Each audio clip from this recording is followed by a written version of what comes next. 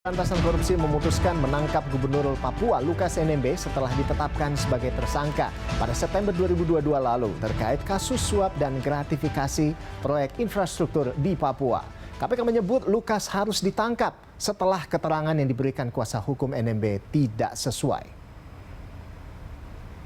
Kepala Bagian Pemberitaan KPK Ali Fikri menjelaskan berdasarkan analisis KPK, Lukas harus ditangkap setelah keterangan yang diberikan kuasa hukum tidak sesuai mengenai kondisi kesehatan NMB.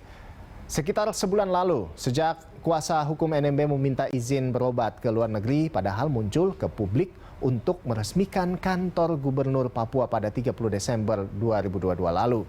Selain itu, NMB juga meresmikan sejumlah perkantoran lain di lingkungan pemerintah Provinsi Papua. Ali Fikri mengatakan penangkapan Lukas merupakan upaya pemeriksaan lanjutan yang saat ini prosesnya masih berlangsung. Saat kondisi Lukas NMB yang masih dikabarkan sakit, KPK secara paralel langsung melakukan pengumpulan alat bukti untuk melengkapi bukti yang sudah ada.